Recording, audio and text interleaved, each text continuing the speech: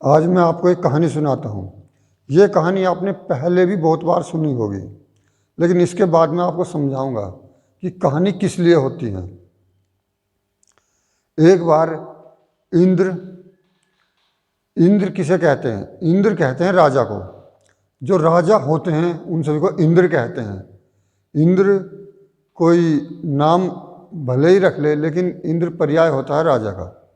तो एक बार एक इंद्र या एक राजा, जिसके मन में इच्छा थी कि वो संपूर्ण जगत को जीत ले, और वो इसी इच्छा से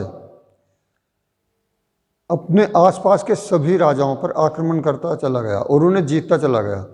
जब उसने बहुत से राज्य जीत लिए, तब वह एक सन्यासी से मिला और उस सन्यासी ने उससे पूछा कि हे इंद्र, तुम ये सब क्यों कर रहे हो?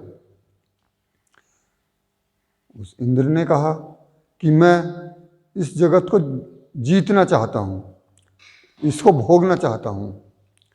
उसने तभी कहा कि इसे जीतते जीतते तुम्हारी उम्र निकल जाएगी, हो सकता है इसे जीतने के बाद तुम मर भी जाओ, फिर तुम कैसे भोगोगे? उसने इस बारे में विचार किया कि हाँ, वो तो मर तो सकता है, इसमें तो कोई बात नहीं। तो उसने सन्यासी से कहा, तो फिर मैं क्या करूं जो मैं ना मरूं? तो सन्यासी ने उसे बताया, एक पर्वत श्रृंखला है जहाँ पर एक अमृत कुंड है। अगर वो राजा वहाँ जाकर थोड़ा सा अमृत पी ले, चाहे एक घूंट ही पी ले, तो वो अमर हो जाएगा और उसके बाद वो युद्ध लड़ ले। फिर सन्यासी ने कहा कि वहाँ जाने के लिए तुम्हें बहुत से सैनिकों की आवश्यकता नहीं पड़ेगी, वो काफ़ी दूर है और कुछ सैनिक ले जाकर आप जा सकते हो। राजा को ये बात उचित लगी। फिर राजा ने या उस इंद्र ने उसका रास्ता पूछा और वह उस रास्ते पर चल दिया। बहुत से जंगलों से होते हुए जब जा रहा था, तो उसके वो सैनिक साथी रास्ते में ही उससे बिछड़ते चले गए और वो अंत में अकेला ही आगे बढ़ता रहा।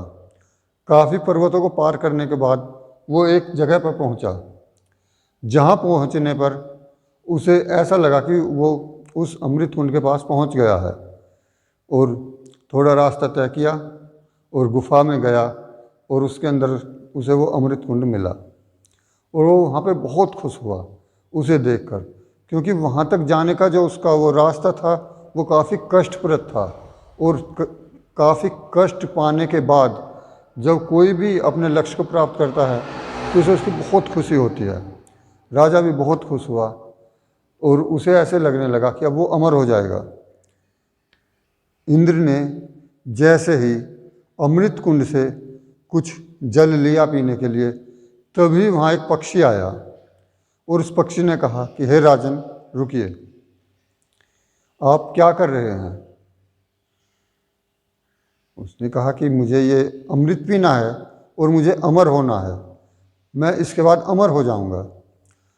पक्षी काफ़ी वृद्ध अवस्था में था।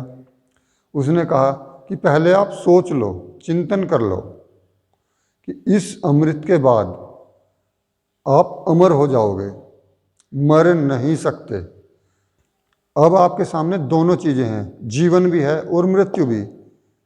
जिसे आप चुनना चाहो आपकी इच्छा है, लेकिन उसके बाद आपके पास मृत्यु नहीं होगी, जीवन ही जीवन होगा। मैंने भी कई सौ वर्ष पहले इस अमृत कुंड से थोड़ा जल पी लिया और अब मैं इस जीवन से बिल्कुल निराश हो चुका हूँ, हताश हो चुका हूँ और मरना चाहता हूँ, लेकिन मर नहीं पा रहा। मैं अग्नि में भी गया, मैं बहुत सी जगह मरने के लिए गया, लेकिन मर नहीं पाया। इसलिए पहले तुम इस चीज़ को बहुत अच्छी तरह से चिंतन कर लो, तुम्हारे पास जीवन होगा, मृत्यु नहीं होगी।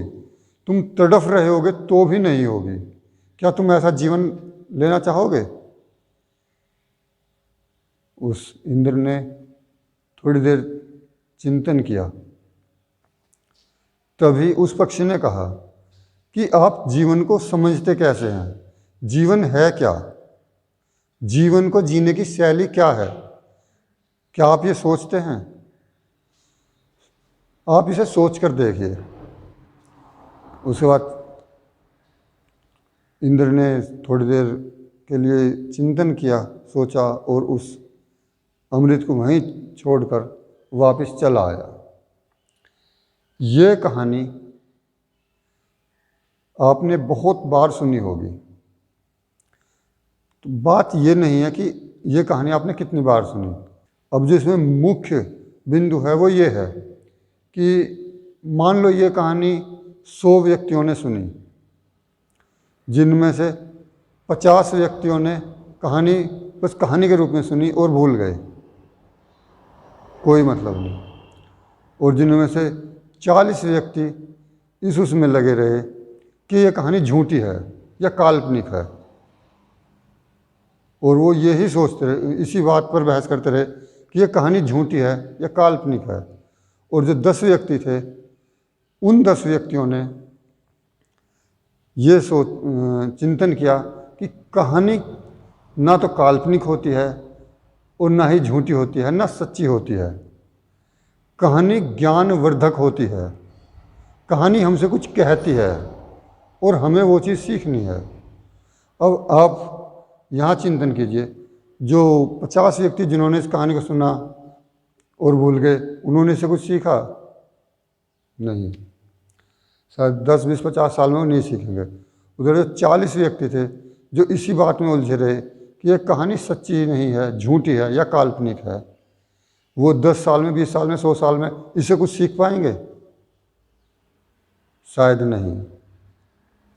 और जो वो 10 व्यक्ति थे जिन्होंने इस कहानी को ना तो सच माना और ना ही झूठ, ना काल्पनिक माना और ना ही वास्तविक, उन्होंने समझा कहानी इससे परे होती है, ना सच होती है ना झूठ, ना काल्पनिक होती है और ना वास्तविक, वो ज्ञान देने के लिए होती है, और उन्होंने इससे कुछ सीख ली। तो कहानी किसके लिए है? जो कहानी से सीख लेता है।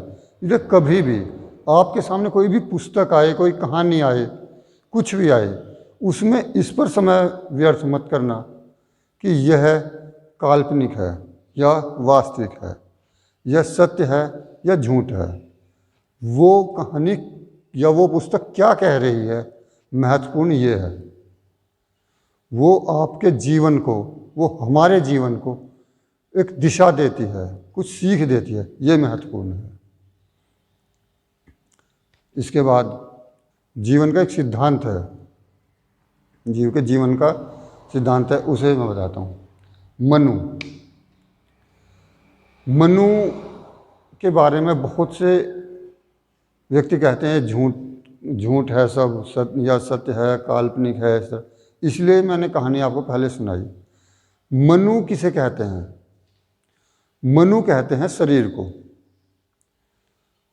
तो ये जो जीव का जीवन है, इसके लिए मनु के नाम से इसे समझाया जाता है कि मनु शरीर है। और इसमें भी यही समझाया गया है कि जो जीव का जीवन है वो बहुत समय तक, कई अरब वर्ष तक बस शरीर ही रहा। उसके बाद श्रद्धा, जो श्रद्धा आती है, श्रद्धा का अर्थ क्या होता है? श्रद्धा का अर्थ होता है भाव, भावनाएं, जिसे हम दिल से कहते हैं कि दिल में उठने वाली चीज़, वो श्रद्धा में आती हैं। इससे कहानी से जो मनु श्रद्धा की जो ये कहानी है, ये कहती है कि पहले जीवन जो था वो एक शारीरिक रूप से, अकेला शारीरिक रूप से चल रहा था। उसके बाद इसमें भावनाएं आईं, भावना पैदा हुई और भाव जागृत हुए, डर, भय से ये सब भावनाएं आईं। और उसके भी बहुत दिन तक ये इसी तरह चलता रहा, बहुत वर्षों तक, अरबों वर्ष तक। फिर ये मनु और श्रद्धा यानी कि शरीर और भावनाओं के साथ ही जीवन चलता रहा। उसके बाद ईडा बुद्धि को कहते हैं, ईडा मस्तिष्क को कहते हैं। जीव में जो ये मनुष्य के सापेक्ष में है, मनुष्य में फिर बुद्धि आई ना, ये तो 20-25 हज़ार वर्ष के आसपास रहा होगा, तब ईडा का इसमें आना हुआ।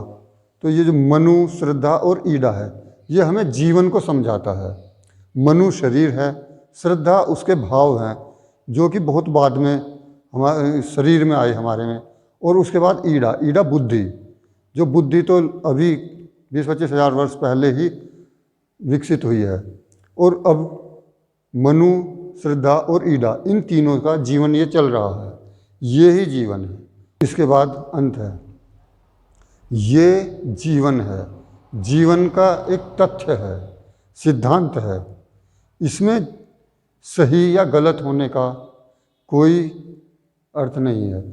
और किसी भी सिद्धांत को बहुत आगे तक ले जाने के लिए उसे कुछ रोचक बनाया जाता है, उसे कहानियों में गढ़ा जाता है, ताकि वो एक दूसरे के सुनाने से, फिर अब से तो ये बहुत कम हो चुका है, लेकिन अब से अगर 40-50 वर्ष पहले, उससे पहले देखें तो एक वो रहती थी कि बाबा दादी बच्चों को कहानियाँ सुनाते थे और वो इसी तरह कहानियाँ सुनाते थे। और ऐसे ही चलते चलते ये कहानियाँ हम तक या आगे तक चलती रहती हैं। लेकिन हमें इनके जो वास्तविक अर्थ है उसे जानना चाहिए। मनु, श्रद्धा और ईड़ा, यही जीवन का सिद्धांत है और इसका यही अर्थ है।